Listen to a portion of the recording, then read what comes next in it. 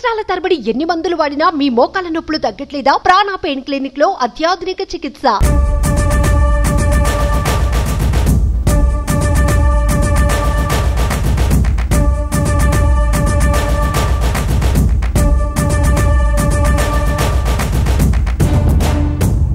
నమస్తే, నేను విజయ్. ఇవాళ 4వసారి ముఖ్యమంత్రిగా ప్రమాణ స్వీకారం చేసిన తర్వాత ముఖ్యమంత్రిగా నారా చంద్రబాబు నాయుడు గారు చార్జ్ తీసుకోబోతున్నారు. ఇక్కడే ప్రస్తుతం మనం సచివాలయంలో ఉన్నాం. మనకు కనిపిస్తున్నటువంటి ఈ బిల్డింగ్ ఇక్కడ చూస్తే మన వెనుక వైపు ఉన్నటువంటి సీఎం ఛాంబర్ అదేను. సో ఇవాళ సరిగ్గా 4:40 చంద్రబాబు నాయుడు గారు ఛార్జ్ తీసుకోబోతున్నారు. ఆయన ఛార్జ్ తీసుకున్న తర్వాత, బాధ్యతలు తీసుకున్న తర్వాత ముఖ్యమంత్రిగా 5 ఫైళ్ల మీద సంతకాలు చేయబోతున్నారు. మొదటిగా ముఖ్యంగా ఫస్ట్ నుంచి చెప్తున్నట్టుగా జనసేన పార్టీ అధినేత పవన్ కళ్యాణ్, అలాగే చంద్రబాబు గారు చెప్పినట్టుగా మెగా డిఎస్సి మీద తొలి సంతకం ఉండబోతుంది. రెండవ ఫైల్ వచ్చేసి ల్యాండ్ టైటిలింగ్ యాక్ట్కి సంబంధించినటువంటిది రద్దు చేసేటువంటి ఫైల్ మీద సంతకం చేయబోతున్నారు. ఇక మూడవ సంతకం పెన్షన్స్ పెంపు దాదాపుగా 4,000 రూపాయలకు పెంచుతామని మేనిఫెస్టోలో ఇచ్చినటువంటి హామీ మేరకు ఆ కార్యక్రమాన్ని కూడా చేయబోతున్నారు. అలాగే స్కిల్ సెన్సెక్స్ కావచ్చు, లేదంటే వేరే ఇతర 5 ఫైళ్ళకి సంబంధించినటువంటి వాటి మీద సంతకం చేయబోతున్నారు. ప్రస్తుతం మనతో పాటు జనసేన పార్టీకి సంబంధించినటువంటి నాయకురాలు అడ్వకేట్ రజనీ గారు ఉన్నారు. నమస్తే రజనీ గారు. ముఖ్యంగా నిన్నటి రోజు అండి ప్రమాణ స్వీకారం. నారా చంద్రబాబు నాయుడు అనే నేనుతో రాష్ట్రం మొత్తం ఊపిరి పీల్చుకున్న పరిస్థితి అయిందండి. ఏ భవనం అయితే ఆయన కట్టించారో, ఏ భవనంలో అయితే కూర్చొని మాట్లాడతాడో, ఇక్కడ ఏముంది ఏం లేదు అని సెక్రటేరియట్లో ఏసీ సమక్షాల్లో చక్కగా మంచి కుర్చీల్లో కూర్చొని ఇక్కడ కేవలం మట్టి దిబ్బలు, శ్మశానాలు, పిచ్చి మొక్కలు అని మాట్లాడుతున్నటువంటి వాళ్ళని ఈరోజు అసెంబ్లీ సాక్షిగా తరిమి కొట్టడం అయితే జరిగింది. ఇదే సెక్రటేరియట్ని ఒక అడ్డాగా మార్చుకొని ఎన్ని అకృత్యాలు చేయకూడదో అన్ని అకృత్యాలు చేసేసిన పరిస్థితి గత ప్రభుత్వం. ఈసారి ప్రభుత్వం కేవలం అభివృద్ధి పదంలోనే ముందుకు తీసుకెళ్లడం అనేది కీలక అధ్యాయంగా ఉందండి.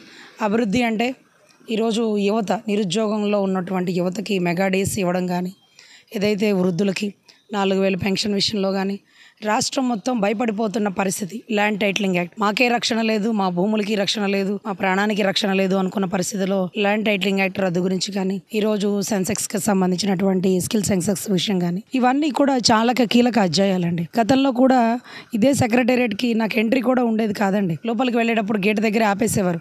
సో మీకు ఒక స్వేచ్ఛ వచ్చింది అనుకోవచ్చా? ఒక రకంగా తెలుగుదేశం, జనసేన, బీజేపీ కూటమి అధికారంలోకి వచ్చిన తర్వాత ఇప్పుడు సీఎంగా చంద్రబాబు గారు వచ్చిన తర్వాత సెక్రటేరియట్లోకి వచ్చానంటేనే ఆల్మోస్ట్ స్వేచ్ఛ వచ్చినట్టేనండి. ఈ మాత్రం ఎంట్రీ కూడా మాకు ఉండేది కాదండి. హైకోర్టులోకి కూడా ఆపేస్తాడేమో చూసాడేమో కానీ ఆపలేకపోయారు. కానీ సెక్రటేరియట్కి అయితే నో ఎంట్రీ అండి. రాష్ట్ర ప్రభుత్వానికి విరుద్ధంగా మాట్లాడతాం కాబట్టి మాకు ఎంట్రీ లేదు. రాజధానికి మాత్రం ఆయనకి ఎంట్రీ ఉంటుందండి. మా భూముల్ని తాకట్టు పెట్టి 33,000 ఎకరాలు స్వాహా చేసి రాజధాని 3 ముక్కలాడి చేసిన వాడికి మాత్రం అమరావతిలో దొంగ రోడ్లో రూట్ మ్యాప్లు వేసేసుకొని రోడ్లు వేయించుకొని వస్తున్న పరిస్థితి. ఈరోజు ఫెడరైట్స్ సమక్షంలో మరొక న్యూయార్క్ నగరంలాగా అమరావతి కాబోతుంది.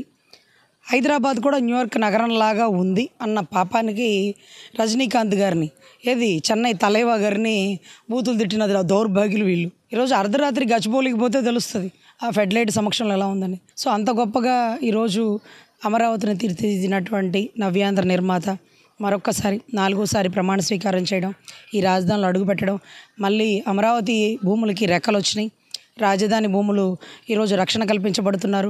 అదే రకంగా ఢిల్లీని తలదన్నే రాజధాని కట్టగలుగుతున్నారు. 5 ఏళ్లకు ముందు అమరావతి అలాగే సచివాలయం ఎలా ఉన్నింది, ఇప్పుడు మీ పార్టీ అలాగే మీ కూటమి అధికారంలోకి వచ్చిన తర్వాత ఎలా ఉండబోతుంది? అభివృద్ధి పదమే అంతిమ లక్ష్యంగా ఉన్నటువంటి నవ్యాంధ్ర నిర్మాత చంద్రబాబు గారు, అవినీతి రహిత పరిపాలన తీసుకురావాలన్నటువంటి పవన్ కళ్యాణ్ గారు, నిజాయితీగా, నిర్భయంగా, ధైర్యంగా పోరాడదాం, రాష్ట్ర రాజధాని నెలకొల్పుకుందాం, సుపరిపాలన ఇవ్వగల సమర్థత గల ఉన్నటువంటి చంద్రబాబు గారిని నేను విశ్వసిస్తున్నాను, నమ్ముతున్నాను, నాకు ఆ నమ్మకం ఉంది అంటూ నిన్నటి రోజు ఆయన 2 చేతులు పట్టుకొని ఆయన ఎంత నలిగిపోయారు, చాలా నలిగిపోయారు. ఆ తల్లి భువనేశ్వరమ్మకు మాట ఇచ్చా, ఇక రాబోయేది మంచి రోజులు అని అన్న చెప్పిన మాట వింటే బహుశా చంద్రబాబు గారికి పెద్ద కొడుకుంటే అతను ఇలాంటి బాధ్యతలే తీసుకుంటాడా? చిరంజీవి గారికి తమ్ముడు ఉండడం వల్ల చిరంజీవి గారికి జరిగిన అవమానానికి, ఆయన ఏ రాజకీయాలనైతే ఆయన ఇబ్బంది పెట్టి వెనక్కి వెళ్ళిపోయిన పరిస్థితి ఉందో, రాజకీయం అంటే ఎలా చేయాలో చూపించినటువంటి కళ్యాణ్ గారికి, ఈరోజు అన్నకి తగ్గ తమ్ముడు, ఇలాంటి తమ్ముడు ఉండాలి పవన్ కళ్యాణ్, ఇలాంటి పెద్ద కొడుకు లాంటి కొడుకు ఉండాలి పవన్ కళ్యాణ్, ఇలాంటి అన్న ఉండాలి పవన్ కళ్యాణ్ అంటూ రాష్ట్రం మొత్తానికి ఆదర్శవంతమైన వ్యక్తి, ఈరోజు అన్ని పార్టీలకి మూల స్తంభంగా నిలబడిన వ్యక్తి గౌరవ పవన్ కళ్యాణ్ గారండి. సో ఖచ్చితంగా మళ్ళీ రాజధాని చక్కగా పచ్చదనంగా, ఈరోజు పర్యాటక రంగంగా, ఈరోజు దేవతల రాజధానిగా కొనియాడబడుతున్న అమరావతిలో మళ్ళీ మా అమరేశ్వరికి పూర్వ వైభోగం వచ్చిందండి. మా భూములకి నిజంగా రక్షణ వచ్చింది. అభివృద్ధి పదంలో ముందుకు వెళుతున్నాం. కొన్ని వందల కంపెనీలు ఈరోజు మళ్ళీ రాజధానిలోకి రాబోతున్నాయి. అదే రకంగా మన బిడ్డలు బెంగళూరు, చెన్నై ఈ పక్క రాష్ట్రాలకు పోకుండా ఇక్కడే గొప్ప గొప్ప సాఫ్ట్వేర్ ఉద్యోగాలు చేసుకుంటారు. ధైర్యంగా తిరగచ్చు. ఇప్పుడు దాకా ఎంట్రీ లేని మాకు కూడా సెక్రటేరియట్కి ఎంట్రీ వచ్చిందంటే మేము కూడా చాలా స్వేచ్ఛగా ఫీల్ అయ్యామండి. ఇదే సచివాలయంలో గతంలో ఎన్నో ఆంక్షలు, షరతులు ఉండేవి. మాలాంటి వారికి కూడా లోపలికి కనీసం అడుగు పెట్టడానికి కూడా అనుమతులు ఇచ్చేవారు కాదు. కానీ నిన్నటి నుంచి కూడా పరిస్థితులు పూర్తిగా మారిపోయి ఇక సచివాలయంలో అందరికీ కూడా స్వేచ్ఛ రాబోతుంది. గతంలో ఇక్కడ నిర్మాణాలు చేపట్టినటువంటి చంద్రబాబు నాయుడు గారు తిరిగి మళ్ళీ ముఖ్యమంత్రిగా ఆయన బాధ్యతలు చేపట్టడం తామంతా ఎంతో సంతోషిస్తున్నామంటూ కూడా రజనీ గారు చెప్తున్నారు. అలాగే సచివాలయ ఉద్యోగస్తులు, ఇతర అధికారులందరూ కూడా ఎంతో ఆనందాన్ని, హర్షాన్ని వ్యక్తం చేసినటువంటి పరిస్థితి. కెమెరామెన్ లక్ష్మణ్తో విజయ్, సుమన్ టీవీ, అమరావతి నుంచి.